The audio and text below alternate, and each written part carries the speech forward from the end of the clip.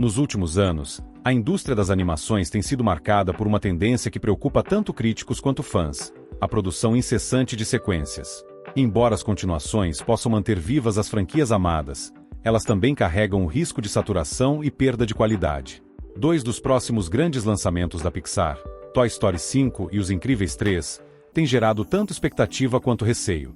Será que esses filmes vão seguir o caminho das sequências desnecessárias, ou poderão, de fato, trazer algo novo e empolgante para o público? Toy Story 5. Será que precisamos de mais? Toy Story é indiscutivelmente uma das franquias mais icônicas da história do cinema de animação. Desde o primeiro filme em 1995, a saga dos brinquedos de Andy conquistou o público com sua mistura de humor, emoção e mensagens profundas sobre amizade, lealdade e crescimento. Cada sequência trouxe algo único, com Toy Story 3 sendo amplamente considerado um desfecho perfeito para a trilogia. Então, por que Toy Story 4? A resposta, aparentemente, era explorar novas questões, como o sentido de propósito dos brinquedos além da vida com seus donos originais.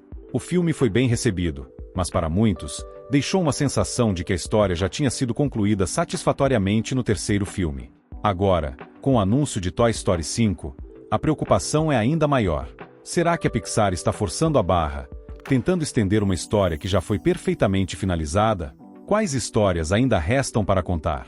E mais importante, será que os novos desafios enfrentados por Woody, Buzz e seus amigos serão tão significativos quanto os anteriores? Essa dúvida surge porque, ao longo das últimas décadas, vimos inúmeras franquias que, na tentativa de se manterem relevantes, acabaram se desgastando.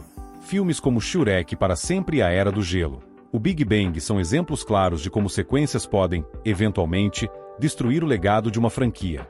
Os Incríveis 3, uma sequência que se faz necessária. Os Incríveis de 2004 foi um marco no cinema de animação, combinando a ação de super-heróis com o drama de uma família comum. A maneira como o filme explorou a dinâmica familiar, o envelhecimento e o retorno ao trabalho foi inovadora e tocante. Quando Os Incríveis 2 foi finalmente lançado, 14 anos depois, a expectativa era altíssima. Porém, apesar de seu sucesso comercial, Os Incríveis 2 foi visto por alguns como uma oportunidade perdida. Embora tenha continuado a história da família Parr, o filme não trouxe tantas inovações ou temas profundos quanto o original. Isso levanta uma questão crucial para Os Incríveis 3. Será que há material suficiente para justificar mais um filme? Há um perigo real de que a Pixar possa cair na armadilha de repetir fórmulas já vistas, ou pior, de tentar forçar um enredo que não se sustenta, apenas para capitalizar sobre o sucesso da marca.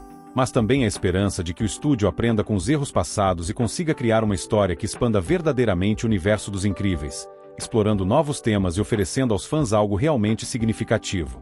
A maldição das sequências de animação.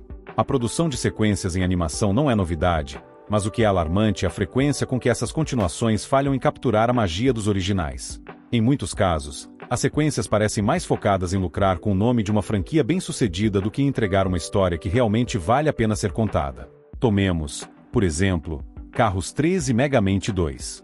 Ambos os filmes tentaram expandir suas respectivas histórias, mas acabaram sendo criticados por tramas que eram menos envolventes e por falta de criatividade. Esses exemplos são um lembrete de que, por mais que os estúdios queiram prolongar o sucesso, às vezes, é melhor deixar uma franquia descansar em paz. Por outro lado, quando feito corretamente, uma sequência pode aprofundar os personagens e enriquecer o universo da história. É aqui que reside a grande questão. Será que a Pixar conseguirá alcançar esse equilíbrio delicado com Toy Story 5 e Os Incríveis 3? A pressão do público e da crítica.